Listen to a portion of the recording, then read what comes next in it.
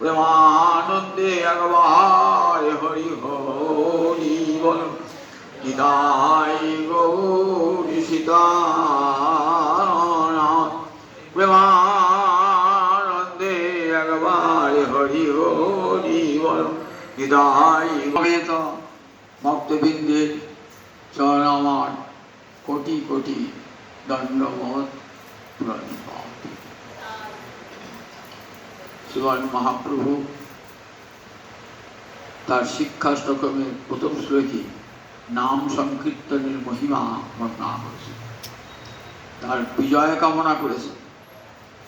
চেত দর্পণমার্জনং ভবমহাদাবাগ্নি নির্বাপনং শ্রেয় কৈরব চন্দ্রিকা বিতরণং বিদ্যাবধূ জীবনম আনন্দাম্বুধি বর্ধনং প্রতিপদং পূর্ণামৃতসাধনং সর্বাত্ম সমর্পণং পরমে বিজয়তে শ্রীকৃষ্ণ সংকীর্তনম।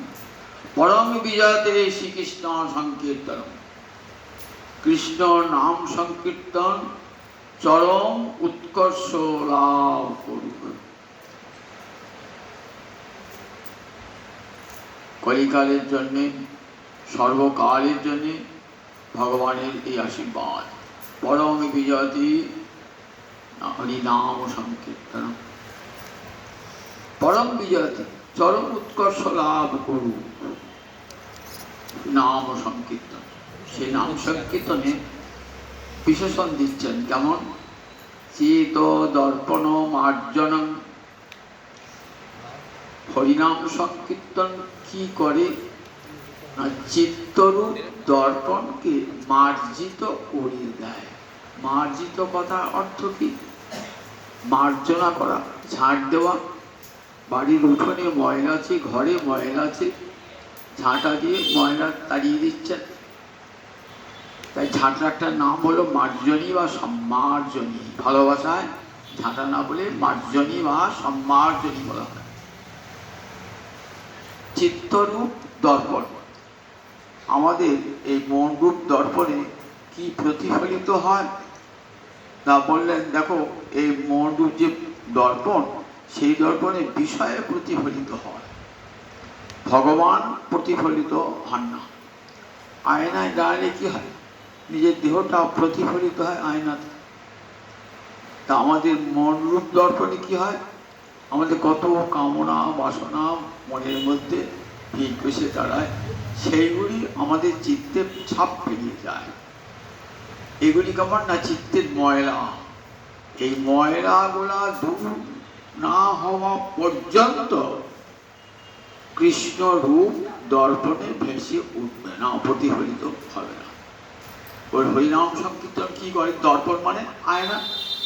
চিত্তরূপ যে দর্পণ, সেই দর্পণটাকে মার্জিত করে দেয়, ধুয়ে মুছে পরিষ্কার করে দেয়। কে বলে দেয়? হরিনাম সংকীর্তন। হরিনামের কেমন মহিমা দেখুন।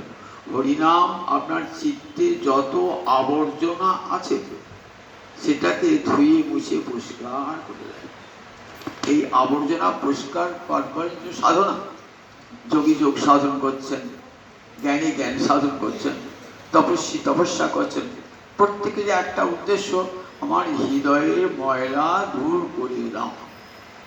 চিত্ত শুদ্ধ না হলে কোনো ধর্মই হয় না। তার সর্বাগ্রে চিত্তশুদ্ধি দরকার। তার চিত্তশুদ্ধি বহু পদ আছে, জ্ঞান কর্মযোগ আছে। শ্রীমদ্ ভাগবত বলেছেন একমাত্র হরিনাম হল চিত্তরূপ দর্পণকে মার্জিত করে দেয়। এত বড় মার্জনী জগতে আর পাওয়া যায় না। আমরা বাড়িতে থালা বাসন মাজবার জন্য দোকান থেকে মাজন কিনে আনলেন, তো দেখছেন মাজন দিচ্ছেন বটে, দামি দামি মাজন কিনে আনছেন, একবার সব ময়লা যাচ্ছে না, থেকেই যাচ্ছে। দোকানদার আমরা এত দামি ময়লা নিয়ে গেলাম, আপনি বললেন দেখি পরিষ্কার করে হলো না, তো বলে একটা কম দাম আছে, নেবেন না তো আপনারা? একটা কম, এটি নিয়ে যান, এটা একবার ছিটিয়ে দেবেন, ছিটিয়ে আপনি জল দিয়ে দেবেন, দেখবেন পরিষ্কার হয়ে গেছে। আপনি সেইটি নিয়ে নেন, বেশি দামি নয় কিন্তু, সামান্য কম দামে নিয়ে এসে ছিটিয়ে দিলেন বাসনে, দিয়ে আপনি জল দিয়ে ঢেলে দিলেন, পরিষ্কার।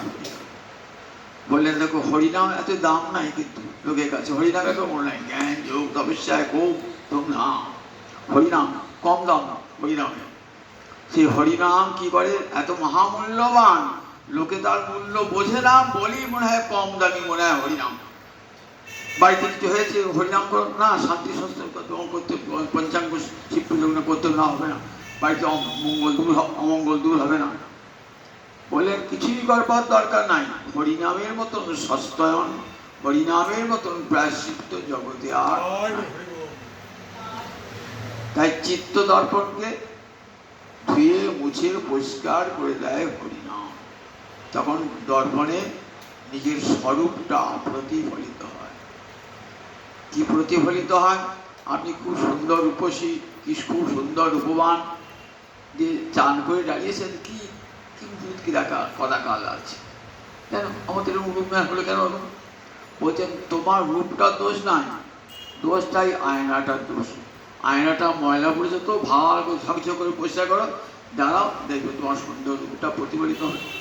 তেমনি আমাদের দেহটা, এই দেহের নিচে যে মন আছে না, সে মনটা এত দর্পণ, এত এত ময়লা, এত আবর্জনা, জানতে দেয় না আমি কে, আমি যে কৃষ্ণের দাস, এটা জানতেই দেয় না, আমার স্বরূপটা জানতেই দেয় না।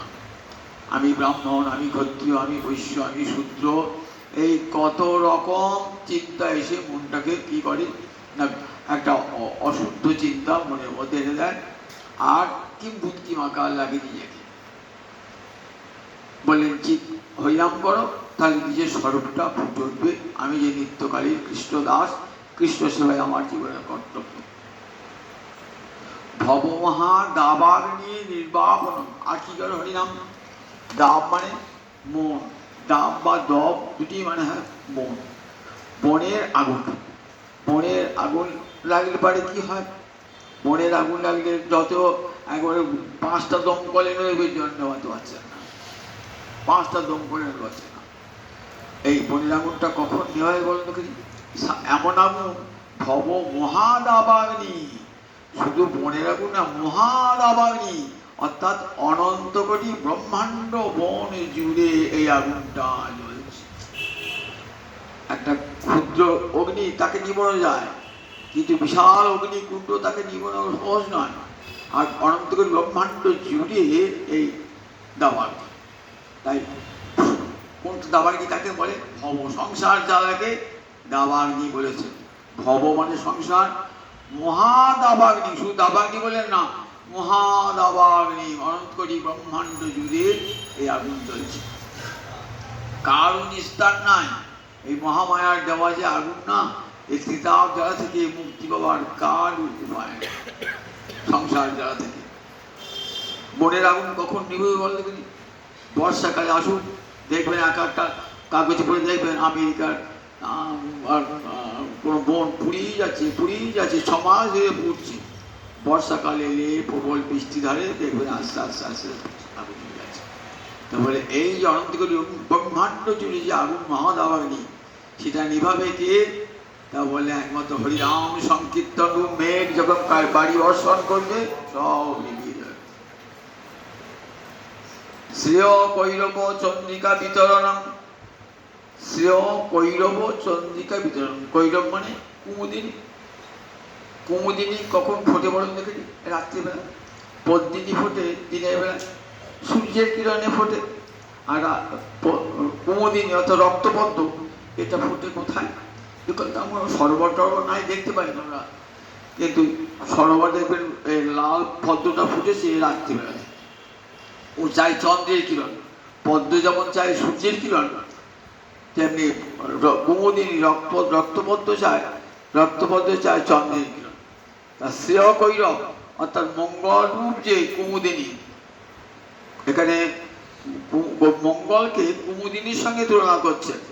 তা কুমুদিনী ফোটে কেমন না? চন্দ্রের কিরণে।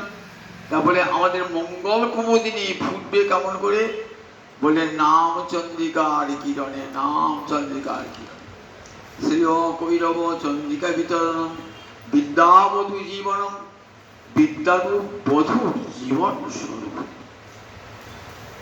বধূ দেখতে সুন্দরী সব আছে, সুন্দর বসন ভূষণের প্রাণ না থাকে কেউ ছয় না থাকে, কেউ যে প্রাণ থাকে সবাই থাকে ছয় স্পর্শ করে। বললেন হরিভক্তি রূপ যে বিদ্যা কাকে বলে, বিদ্যা কাকে বলে? বললেন হরিভক্তি বিনা বিদ্যা নাহি আর। প্রভু কহে বিদ্যা মধ্যে কোন বিদ্যা সার, রায় কহে কৃষ্ণ ভক্তি বিনা বিদ্যা নাহি আর। এই কৃষ্ণ ভক্তি বিদ্যাকে বধূর সঙ্গে তুলনা করেছে। হরিভক্তি আছে কিন্তু না হরিনাম বিহীন, হরিনাম নাই, ভক্তি আছে কিন্তু হরিনাম নাই। বলে সেটা কেমন? সেটা নিষ্প্রাণ ভক্তি, প্রাণহীন হয়ে গেল।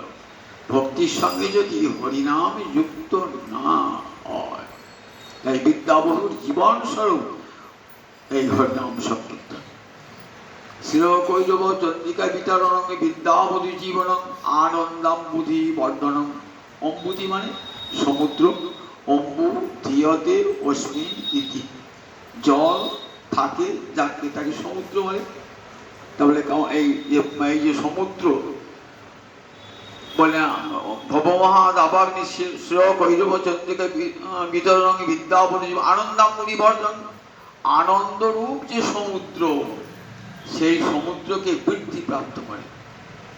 সমুদ্র বা বৃদ্ধিপ্রাপ্ত হয়, খুব উঁচু হয় কখনো মনে দেখি, যখন চাঁদের আলো পড়ে জোয়ার আসে তখন দেখবেন একবারে একতাল গাছ ভোর, একতাল গাছ ভোর সমুদ্রে জল উঠেছে। বললেন ঠিক সেই রকম আমাদের যে আনন্দরূপ যে সমুদ্র, সেই সমুদ্রে ঢেউ উঠবে কখন, বৃদ্ধিপ্রাপ্ত হবে কখন, নামচন্দ্রিকার কিরণ যদি পড়ে তাহলে জোয়ার আসবে। শ্রেয় কৈরব চন্দ্রিকা আনন্দাম্বুধি জীবন আনন্দাম্বুধি বর্ধনম সর্বাত্মস্বরূপম পরম বিজয়তে শ্রীকৃষ্ণ সংকীর্তনম। সর্বাত্মস্বরূপম, আত্মা বলতে দেহ মন প্রাণ সব। বললেন সর্বাত্মস্বরূপম, স্নপন মানে স্নান করিয়ে দেওয়া, স্নান আর স্নপন, স্নান মানে নিজে স্নান করা, আর স্নপন মানে স্নান করিয়ে দেওয়া। বলেন স্নান কিন্তু সর্বাত্মস্বরূপম, সমস্ত আত্মাকে স্নান করিয়ে দেয়, দেহ মন প্রাণ ইন্দ্রিয় সকলকে শুদ্ধ পবিত্র। স্নান করলে যেমন আমরা পবিত্র হই, হরিনামের দ্বারাই আমরা সব, আমার দেহ মন প্রাণ ইন্দ্রিয় সব পবিত্র হয়ে যায়। পরম বিজয়তে শ্রীকৃষ্ণ সংকীর্তন, এই সংকীর্তন কৃষ্ণ সংকীর্তন চরম উৎকর্ষ লাভ করে।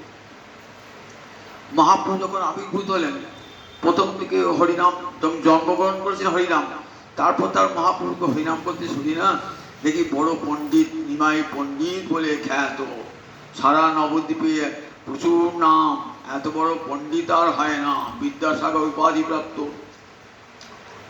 অন্য সব পণ্ডিতের টোল থেকে ছেড়ে ছেড়ে গিয়ে কোথায় সব গিয়েছে নিমাই পণ্ডিতের টোলে। সবাই ভাবছেন নিমাইয়ের এত বিদ্যার ঔদ্ধত্য, অন্যান্য পণ্ডিতেরা মুখ বুঝেই থাকেন, নিমাইয়ের প্রকাশ হচ্ছে না। এদিকে অদ্বৈতাচার্য এসেছেন নবদ্বীপে, শান্তিপুরা কি বাড়ি ছিল আমার নবদ্বীপ বাড়ি ছিল, নবদ্বীপ এসেছেন, সেখানে পড়তে থেকে না নিমাইয়ের বড় দাদা বিশ্বরূপ পড়তে। আর একদিন নিমাই গেল ডাকতে, অদ্বৈতাচার্য আরাধনা শুরু হয়েছে, গঙ্গা জল তুলেছে দিয়ে, মনে মনে দাদাকে ডাকতে গেছে, মা ডাকছে দাদা আয়, ডাকতে গেছে বিশ্বরূপকে, তাকিয়ে তাকে দেখছেন, ছেলেটির এত রূপ। অদ্বৈতাচার্য শিব তো চিনতে পেরেছেন, কৃষ্ণকে চিনতে পেরেছেন, এত রূপ এত রূপ এত রূপ। মনে হয় ভাবছে এদিকে আমার নানার ঠাকুর নাকি, আমার নানার ঠাকুর নাকি। ব্রহ্মার যখন সন্দেহ হয়েছিল কৃষ্ণকে দেখে গোছাপ করছে, মনে মনে ভাবছে এটি আমার ঠাকুর, দেখা যাক। তখনই কিন্তু মনে মনে একটা সন্দেহ জেগেছে, এটা আমারই আনার ঠাকুর বটে। ধীরে ধীরে বড় হয়, বড় পণ্ডিত হয়, চতুর্দিকে নাম ঘোষিত হয়। এইভাবে নাম করতে করতে একদিন হলেন ছেলে পিণ্ড দান করবে, গয়া গেলেন। গয়ায় গিয়ে পিণ্ড দান করেছেন, বিষ্ণুপাদ পদ্ম দর্শন করেছেন, সেইখানে ঈশ্বর পরিবারের সঙ্গে দেখা। মাধবেন্দ্র পরিবাদের শিষ্য ঈশ্বরপুরী, সে ঈশ্বরপুরীর সঙ্গে সাক্ষাৎ। ঈশ্বরপুরীকে দেখি আপন গুরুকে চিনতে পেরেছেন, তখন গুরুকে আমি তোমার চরণে বললাম, হেন দীক্ষা দাও যেন হই কৃষ্ণ দাস, আমাকে দীক্ষা দাও যেন আমি কৃষ্ণ দাস হতে পারি। বলে দীক্ষা কেন, প্রাণ পর্যন্ত দিতে পারি তোমাকে।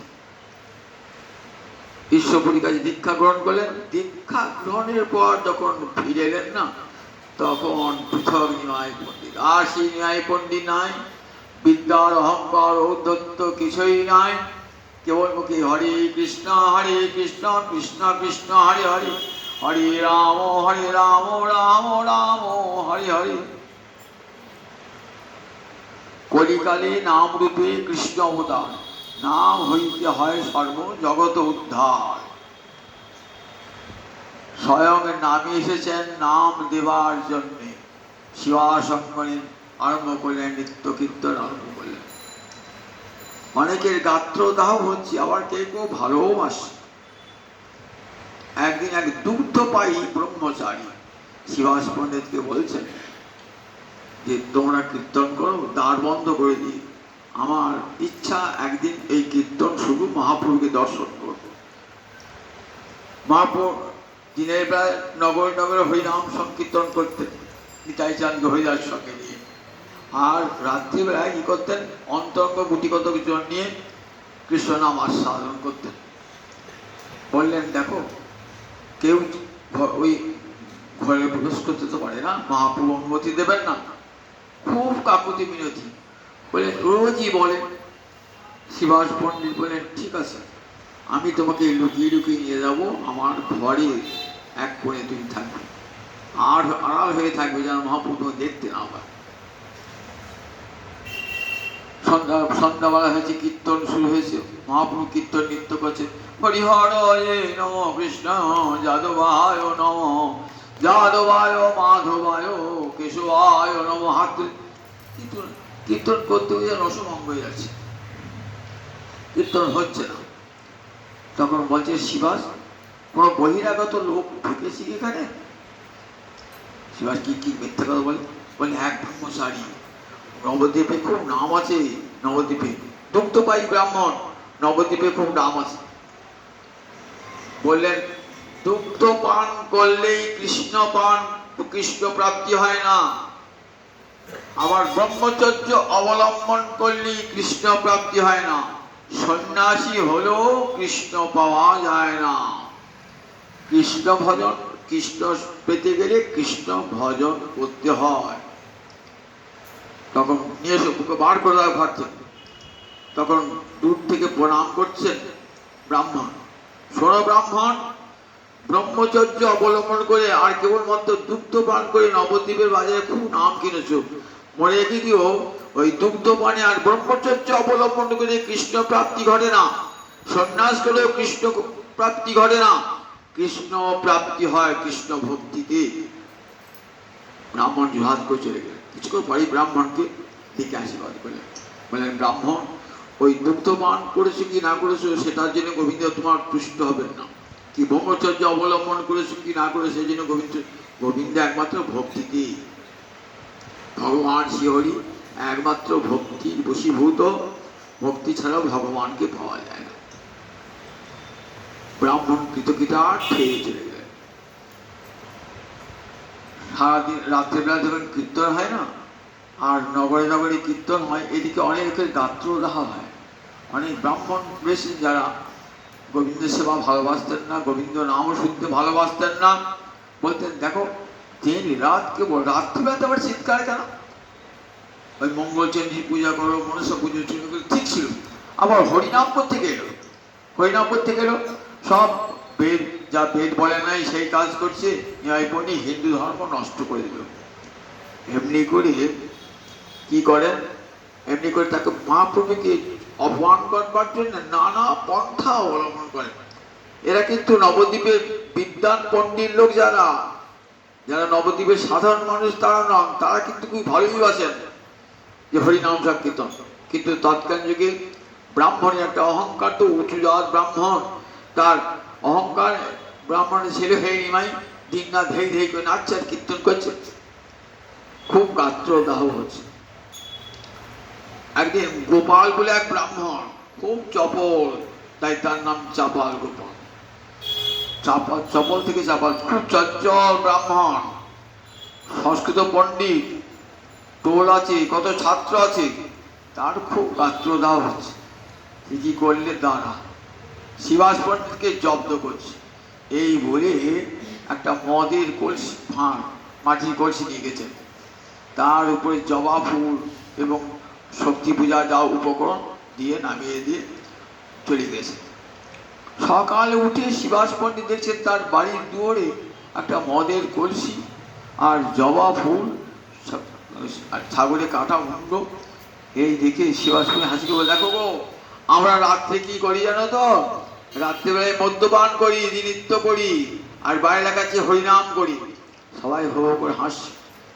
বলছে না, শিবাস পণ্ডিত কখনো এ কাজ করতে পারে না।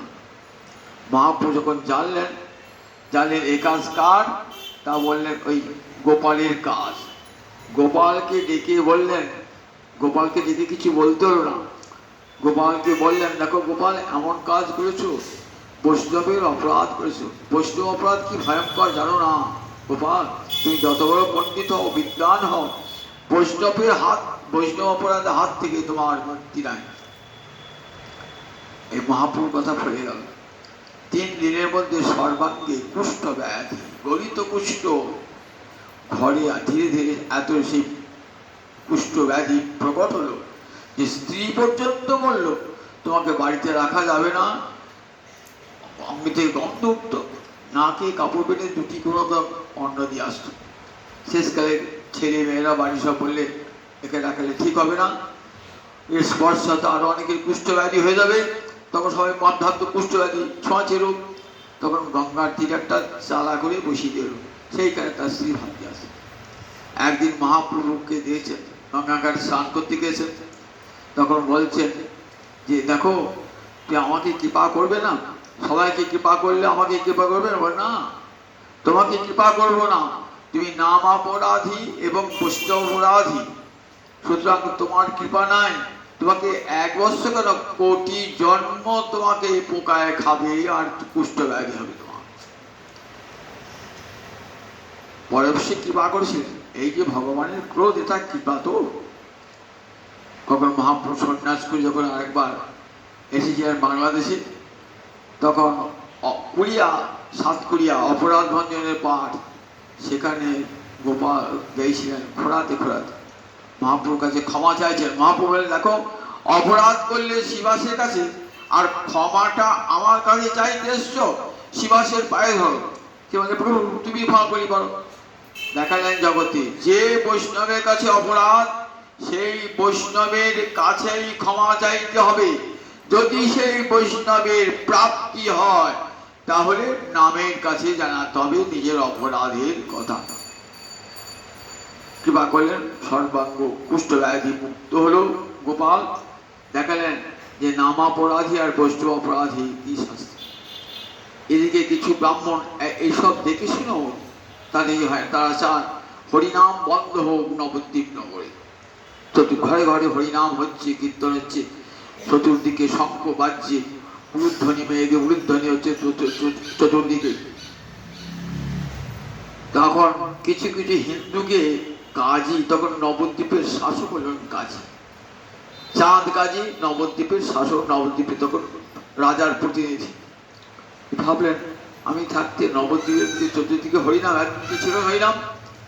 তখন এদিকে হিন্দুরা গিয়ে বলছে, দেখো গো, হরিনাম হচ্ছে নিমাই, আমাদের হিন্দু ধর্মকে নষ্ট করে দিলে। দেখো, তুমি দেখবে না, তুমি এখানকার শাসক। কাজী একটু ইতস্তত করছে, হিন্দুর জায়গা, সেখানে যদি হরিনাম নিষেধ করি তাহলে কি হয়। হচ্ছে মনে মনে ভাবছেন, হরিনামটা না হলেই ভালো হয়। তার লোকেরাও বলছে, তার ধর্মের লোকেরাও বলছে হরিনাম বন্ধ করে দাও, কিন্তু কাজী ইতস্তত করছে। এই বারবার বলতে বলতে কাজী বলে, ঠিক আছে, আমি ব্যবস্থা নিচ্ছি। এই বলে কাজী নগর নগরে বেড়ান, আর যেখানে কীর্তন হয় না, কীর্তনে ঢোকেন, যারা কীর্তন করে তাদেরকে দেখলি মারধর করেন, কীর্তনের খোল ভেঙে দেন। এমনি করে নগরের সব লোক তটস্থ হরিনাম করছে, দরজা বন্ধ করে, যাতে কাজী লোক শুনতে না পায়। দরজা বন্ধ করে হরিনাম করে। মহাপুরুষ বললেন, ঠিক আছে, আজ আমি সব যবন সংহার করব, আমি নগরে নগরে করিব কীর্তন, দেখি কার সাহস হয় আমার কীর্তন বন্ধ করে। এই প্রথম অহিংস আন্দোলন। হাসতে কোনো অস্ত্র নাই, কিচ্ছু না, অহিংস, শুধু মুখে মধুর হরিনাম। দেখুন কি করলেন বলেন, কাল তোমরা নগর সাজাও, সন্ধ্যাবেলাতে সব নগরে নগরে সর্বত্র দরজায় দরজায় মঙ্গল প্রদীপ জ্বালো, শঙ্খ ধ্বনি করো, সন্ধ্যাবেলায় নগর কীর্তন বার হবে। তোমরা সবাই একটা করে মশাল দেউটি নিয়ে আসবে, সারা নবদ্বীপ ঘুরে ঘুরে নাম কীর্তন করবে। যথাসময়ে সব ভক্তের এসে উপস্থিত, খুব আনন্দ মনে। একদিন ভয়ে ভয়ে হরিনাম করি, আজ মহাপ্রভু সামনে হরিনাম করতে প্রয়োগ হয়। মহাপ্রভু নিত্যানন্দ অদ্বৈত সমবেত হয়েছেন, তিনটে দলে ভাগ করেছেন হরিনামী সম্প্রদায়কে।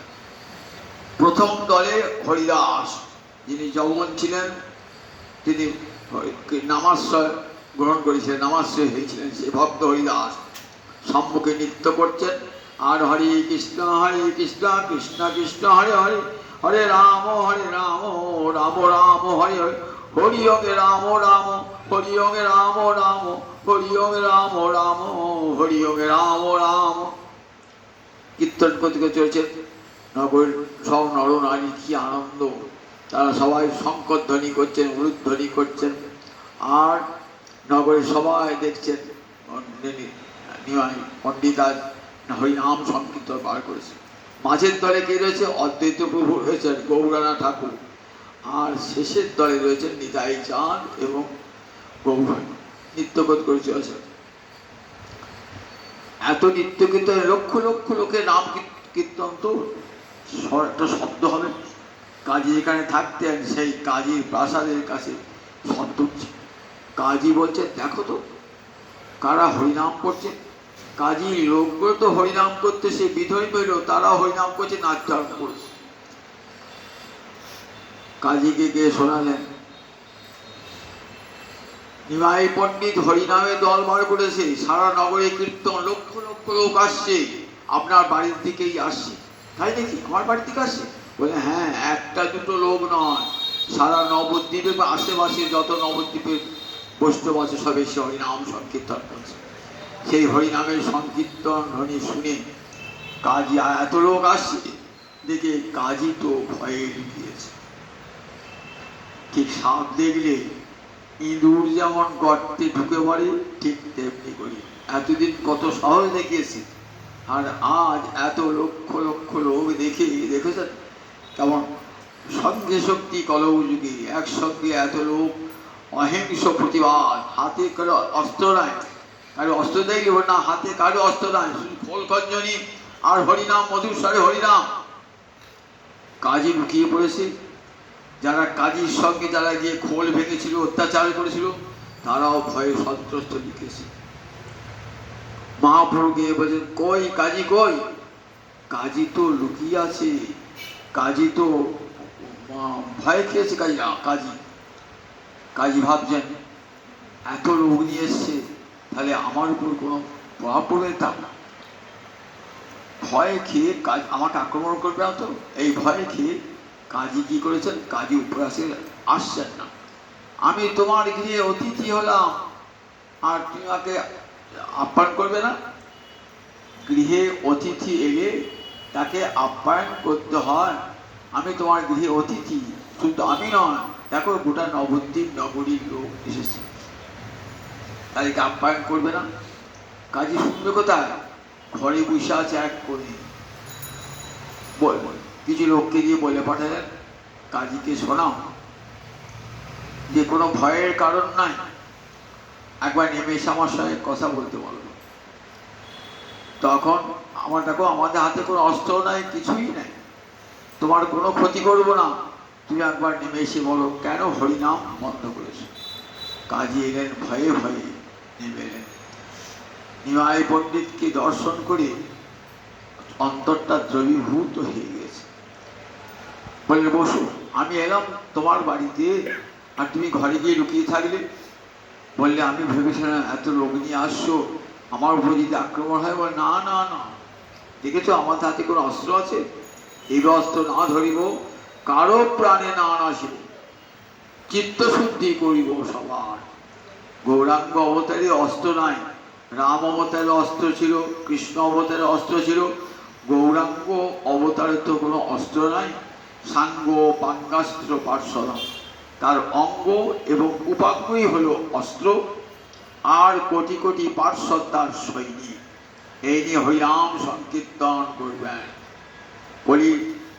কলিতে যে ভগবান আসবেন তার লক্ষণটা কেমন হবে? হরভাজন যোগীন্দ্র লক্ষণটা দিয়েছে। জানো কলিতে যে ঠাকুর আসবে সেই ঠাকুর কেমন হবে? বললেন শোনো ভালো করে নিমি মহারাজ, কলাবপি তথা শুনছেন তো? না, ভালো করে শুনতে হবে। কলিকালের ঠাকুরটি কেমন হবে জানো? কৃষ্ণবর্ণং তিসা কৃষ্ণং সাঙ্গ পাঙ্গাস্ত্র প্রার্থনা যজ্ঞই সংকীর্তন প্রায় যজন্তি সুমেধসং। কলিকালের ঠাকুরটি কৃষ্ণবর্ণ, মুখে কৃষ্ণ কৃষ্ণ বলে কৃষ্ণ বর্ণনা করবেন, কিন্তু দেহেতে কেমন হবেন? বলেন অকৃষ্ণাঙ্গ, অর্থাৎ গৌরবর্ণ ধারণ করবেন। আর সাঙ্গ পাঙ্গাস্ত্র, তার সঙ্গে কোনো অস্ত্র থাকবে না, তার অঙ্গ এবং উপাঙ্গ সেইটি দর্শন করি অসুরের আসনিকতা দূর হয়ে যায়। শ্রীঅঙ্গ শিমুখ যে করে দর্শন, তার হয় পাপক্ষয় পায় প্রেমধন। বাহু তুলি হরি বলি উর্ধ্বদৃষ্টে চায়, কইয়া কল্মসনার জগত ভাষায়। জগতের সমস্ত পাপ তাপ নাশ করে দেয়। কলিকালে আমার মহাপ্রভুর এমন মহামহিমা। তাই আমাদের সঙ্গে কোনো অস্ত্র নাই, তুমি নেমে এসো। এসে শাস্ত্র বিচার আমাকে বলো, হরিনাম বন্ধ করলে কেন? বলছেন প্রভু আমি তো হরিনাম বন্ধ করতে চাই না। তোমারই দলে তোমারই ধর্মের লোকেরা হিন্দুরা এসে আমাকে এসে বারবার বলছে, দেখো নিমাই পণ্ডিত হিন্দু ধর্মটাকে নষ্ট করে দিল, বামুনের পাশে চণ্ডাল দাঁড়িয়ে নাচছে, এই দৃশ্য কি দেখা যায়? সব কট্টর ব্রাহ্মণরা তো দৃশ্য দেখা যায়। আর দিনরাত হরিনাম হরিনাম করছে, রাত্রি ঘুমানো কষ্টকর হয়ে যাচ্ছে। দেখো তুমি যদি ব্যবস্থা না করো তাহলে আমরা জানাবো, রাজাকে জানাবো, গৌড়ের রাজাকে জানাবো, বাদশাকে জানাবো যে কাজী কোনো পদক্ষেপ গ্রহণ করলো না। আমি সেই জন্যই জানো তো আমার ইচ্ছা ছিল না, অনিচ্ছা সত্ত্বেও ওই হিন্দুদের প্ররোচনায় আমি নাম বন্ধ করেছি। তার নাম বন্ধ করলে আর তো গেলে না, একদিন নামটা বন্ধ করে আর গেলে না কেন? বলে শুনবে প্রভু, শুনবে প্রভু, সবার কাছে বলা যাবে না। বলে কেউ না, যারা আছে আমার সমাপঞ্জন বলো। বলে যেদিন খোল ভেঙেছি না, সেদিন রাতে শুয়ে দেখছি যে একটা মানুষ, কিরকম রূপটা মানুষের, মুখটা সিংহের মতো মুখ আর দেহটা মানুষের। আমার বুকে চলে বলছে আমার হরিনাম বন্ধ করছিস, খোল ভেঙেছিস, দেখ তোর বুক ভাঙবো আজকে। এই বলে নখ দিয়ে আমার বুক চিরছে। আর কি ভয়ঙ্কর মূর্তি! এই দেখো আমার এখন চেরা দাগটা আছে। মহাপ্রভু দেখলেন বক্ষটা ক্ষত বিক্ষত। সেই থেকে আমি আর ভয়ে যাই না। আমার সঙ্গে যারা গিয়েছিল না, তাদের মুখে উল্কাপাত হচ্ছে, দাড়ি পুড়িয়ে গেছে, মুখ পুড়িয়ে গেছে, সে থেকে তারাও আর যায় না। আবার তারা নিজেরা হরি হরি বলছে। আমি তো সেই থেকে আর হই না। তবে দেখো কাজী, ভয়ের তো কিছু নেই। তোমার ধর্ম তুমি পালন করবে, আমার ধর্ম আমি পালন করবি। ধর্মে ধর্মে কোনো ভেদ নাই, ধর্মে ধর্মে হানাহানি নাই। ধর্মে যারা যথার্থ ধার্মিক তারা কোনোদিন ধর্ম নিয়ে মারামারি করেন না। আমার ধর্মে বড়, অন্য ধর্ম ছোট, কথাও তারা বলেন না। সব ধর্মকে সমান সম্মান দান করেন। আমরা যাকে কৃষ্ণ বলি, মুসলমান তাকে আল্লাহ বলে, খ্রিস্টান থেকে গড বলে। পার্থক্য তো কোথাও নেই, উপাসনার পদ্ধতি আলাদা, ভগবানের নাম আলাদা, তার জন্য মারামারি ধরে করতে হবে কেন? আপনি ভগবান যাকে যে ধর্মে রেখেছেন সে সেই ধর্ম আচরণ করবে। তাহলে দেখো, তোমরা তো ধর্ম পালন করো, তোমার নিজের ধর্মটি পালন করো, তোমাদের কোরআনে যা লেখা আছে সেই ধর্মটি পালন করবে, আর আমাদের পুরাণে যা লেখা আছে আমরা তাই করব। আমাদের পুরাণে আছে হরিনাম সংকীর্তনের কথা। তা দেখো, আমরা সেই শাস্ত্রের কাজই করছি, তাহলে আমাদের উপর অত্যাচার করলে কেন? দেখো, তোমাদের কোরআনে তোমরা যে আল্লাহ পড়ো, তার জন্য হিন্দুরা তোমাদের কোনো অত্যাচার করতে যায়? কোনো তো অত্যাচার করতে চায় না। তাহলে যার যা ধর্ম সেটা পালন করবে। একটা কথা তোমাকে জিজ্ঞাসা করি, আচ্ছা তোমরা দেখো, আমরা গাভীকে জননী রূপে শ্রদ্ধা করি, গোমাতা বলি, বৃষকে পিতা বলি, কারণ গোমাতা দুগ্ধ দান করে, আর সেই দুগ্ধ দিয়ে আমরা মানুষ হই, বড় হই, দুগ্ধ খেয়ে পান করি, দুগ্ধ ভগবত সেবায় লাগে, তাই সবাই গোমাতা বলে সবাই প্রণাম করে। আবার বৃষ চাষ করে বলে কী করে, পিতা আমাদেরকে লোক জীবন দান করে, তাই বৃষ আমাদের পিতা। তা তোমরা তা সেই পিতা মাতাকে হত্যা করো, পিতা মাতাকে হত্যা করে কোন ধর্ম পালন করা হয়? বলে তোমাদের ধর্ম তো বধ আছে। বলে হ্যাঁ, আমাদের ধর্ম বধ আছে, কিন্তু কলিকালে এসব বধ করে। শাস্ত্রে একটা প্রমাণ শোনায়, অশ্বমেধং গবালম্বম সন্ন্যাসং বলপৈতৃকং দেবরেণ সুতৎপত্তিং কলৌ পঞ্চ বিবর্জয়।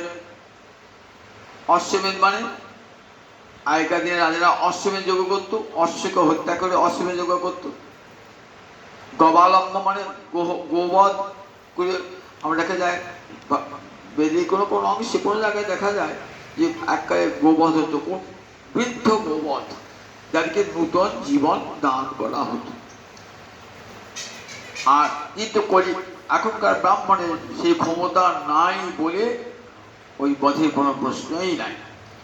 অশ্বকে আগে প্রাণ দান করতো, যে অশ্বমেধ যোগ্য তো প্রাণ দান করতো, তাই এখন ব্রাহ্মণরা সে অশ্বের প্রাণ দান করতে পারবে না, গাভীরও প্রাণ দান করতে পারবে না বলে কলিকালে নিষিদ্ধ হয়েছে যে অশ্বমেধ যজ্ঞ করো না, রাজস্ব যজ্ঞ অশ্বমেধ যজ্ঞ কলিকালে হবে না।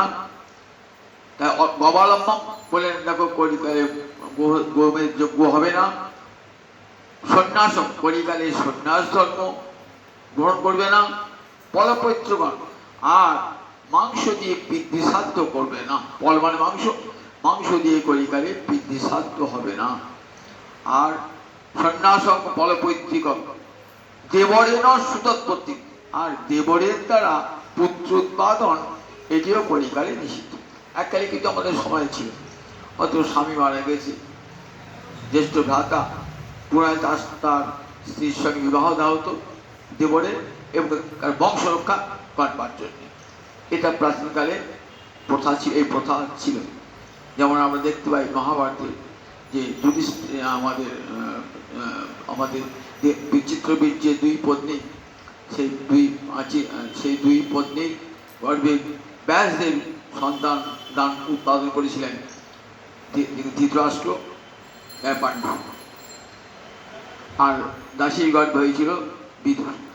এটা এককালীন সামাজিক প্রথা ছিল, সেটা কিন্তু নিন্দনীয় ছিল না, শাস্ত্র প্রশংসা করছিল যে বংশ রক্ষা করবার জন্যে, যে বংশের দেবরের দ্বারা সন্তান উৎপাদন করলে বংশ রক্ষিত হয়, পিতৃপুরুষরা জল পায়।